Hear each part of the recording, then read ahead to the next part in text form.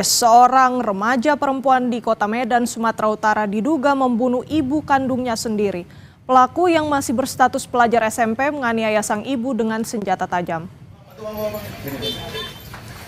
Korban ditemukan tidak bernyawa dengan kondisi mengenaskan di rumahnya di kawasan Medan Sunggal. Korban menderita luka senjata tajam di sekujur tubuh. Jenazah korban kemudian dibawa ke Rumah Sakit Bayangkara Medan untuk diotopsi. Sementara anak korban yang diduga menjadi pelaku telah dibawa polisi.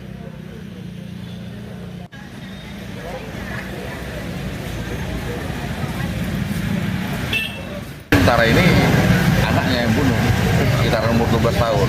Oh gitu. Lebih kurang. Kalau kondisi luka-luka ada Pak? Banyak.